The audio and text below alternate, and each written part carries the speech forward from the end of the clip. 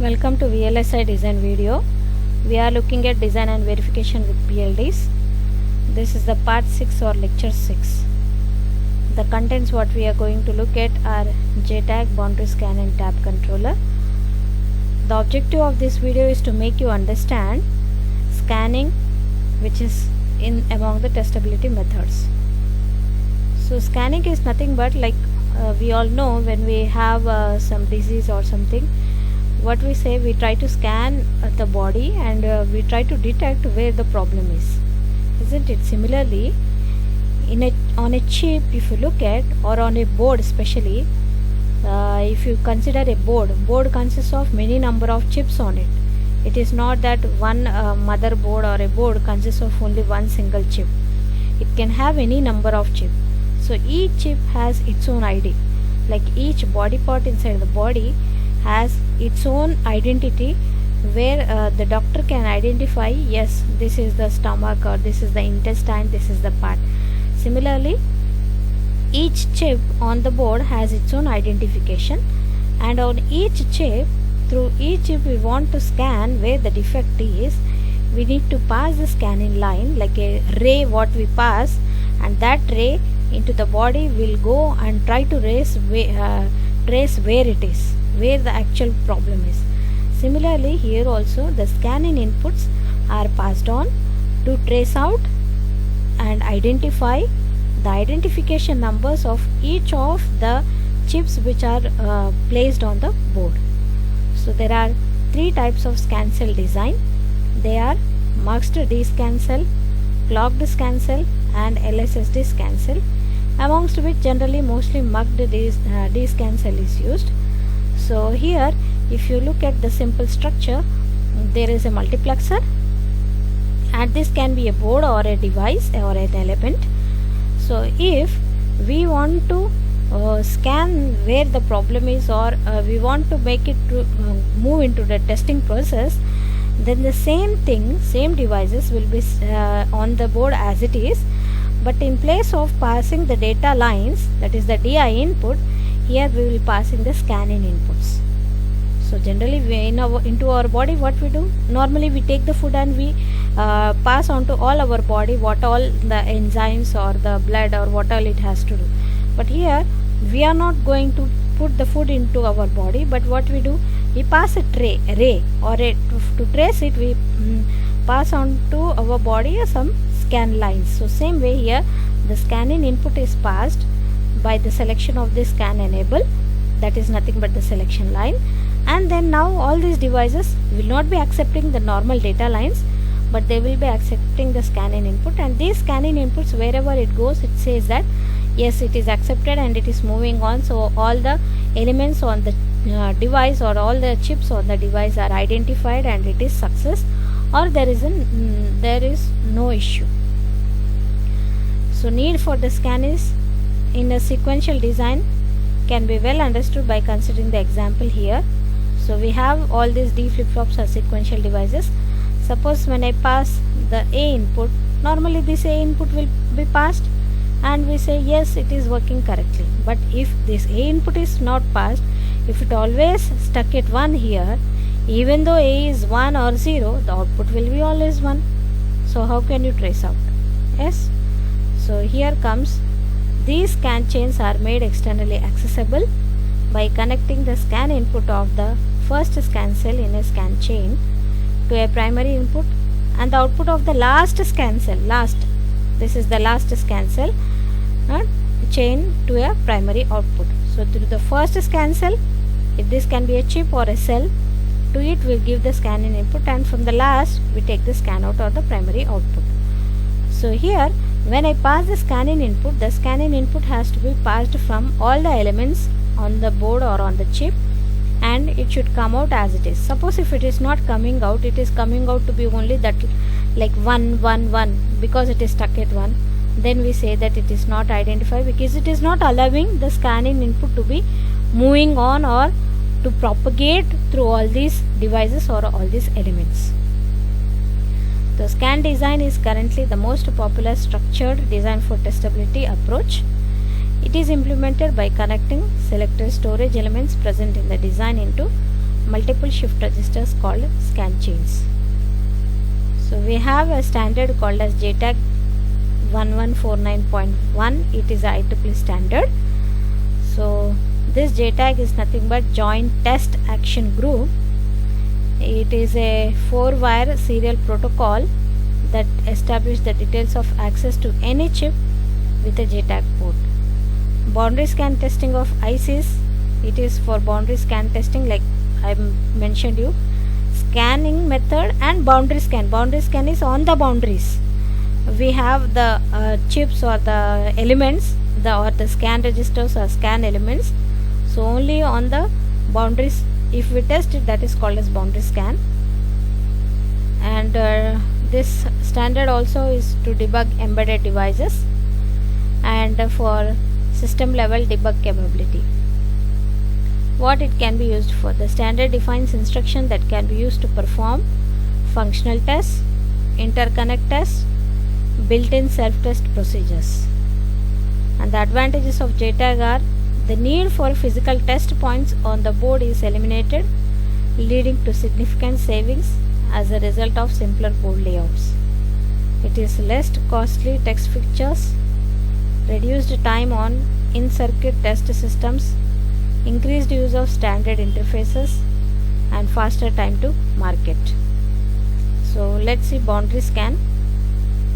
Boundary scan is a methodology allowing complete controllability and observability of the boundary pins of a JTAG compatible device via software protocol.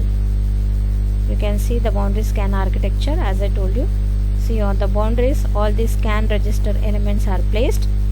So onto these scan register elements we pass the test data input, that is the scan input, with the test mode select and test clock, test reset. So we pass this test data through the scan in registers. It passes trace out, and all these, if we come out, that is called as test data output. As it is, then we call it as it has already done the scanning process. So this is called as boundary scan. So to do this boundary scan, it also need the internal logic, that we call it as the test access port or tap controller. So what is boundary scan principle, or how does it work? Let's see. The top level schematic of the test logic is defined by IEEE standard 1149.1, which includes the tap controller. The tap controller responds to the control sequences supplied through the test access port and generates the clock and control signals required for correct operation of the other circuit blocks. It requires instruction register.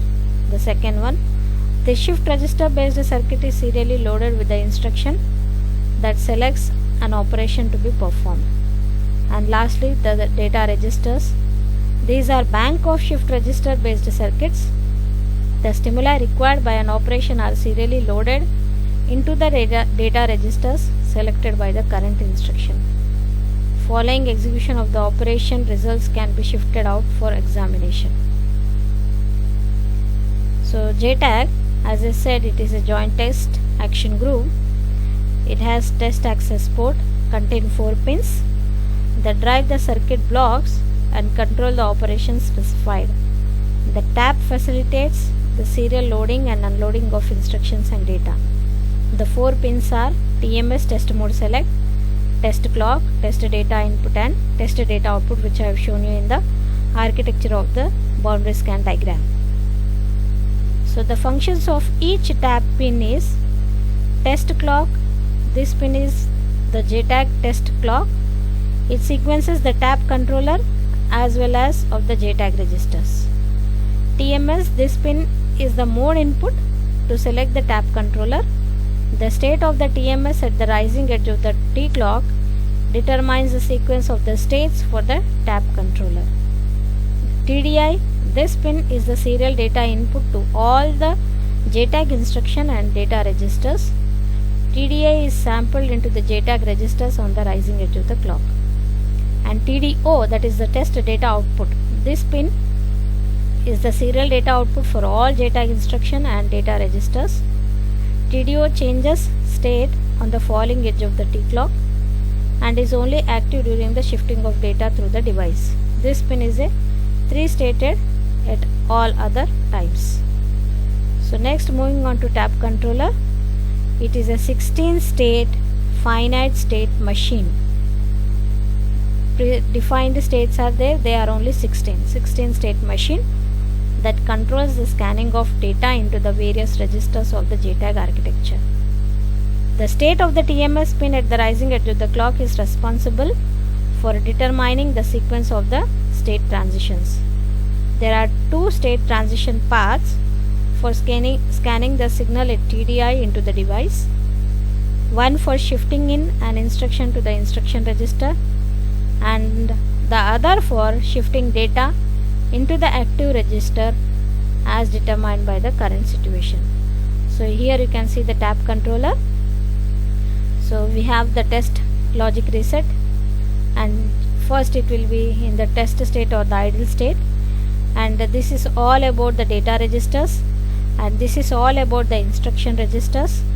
So you can see this 8 plus 8 will make you total 16. So we have the reset.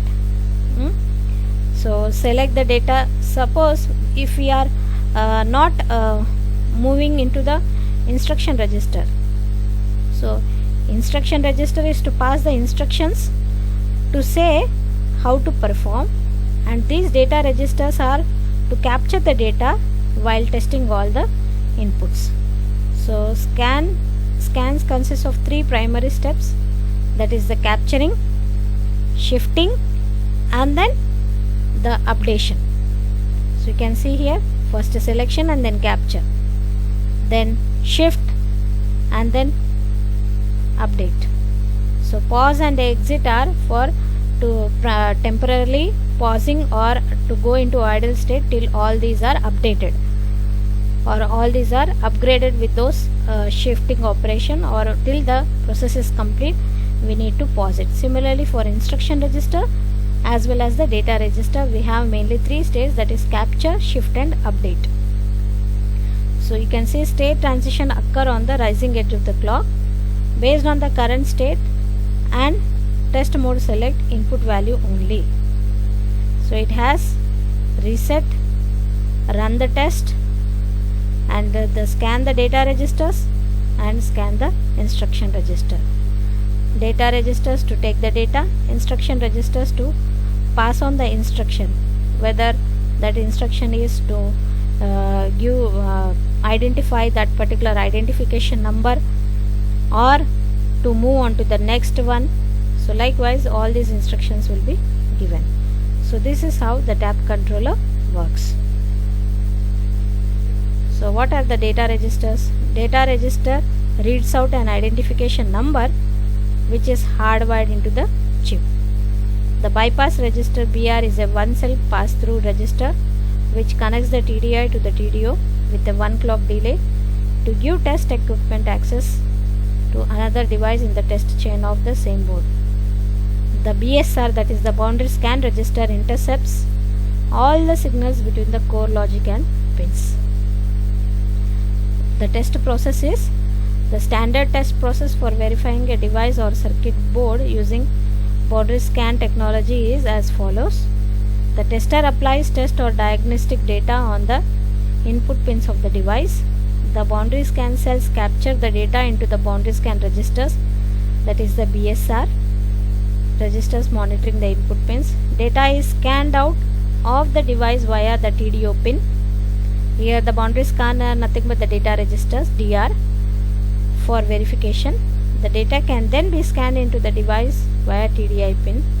The tester can then verify the data onto the output pins of the device. You can see here the core or the actual logic, we have TDI, T clock, TMS and TDO. So these are, it has a scan access chip. This is mainly for design verification or debug, and for manufacturing the tests to identify the manufacturing tests, and hardware or software integration, field tests or diagnostic tests. So it has access to BIST, that is built-in self-test, and it has access on chip or in-circuit emulation, and it has access of in-system programming. ISP is in-system programming. Internally we can program also, that means we can download our own program. It is not only just for scanning, but JTAG is to scan, so that I want to upload my data or I want to burn my data into the chip. Okay, so before that I need to see that it is working properly. So first the JTAG, what it does is JTAG will test or it will scan and see that all the devices are connected properly or not. Then it will allow us to do the in-system programming. That means internally in the system we will having our program like HDL program, and that we can download and verify into it. That is called as in-system programming. So hope you have understood about the JTAG, tap controller and boundary scan. Thank you for watching.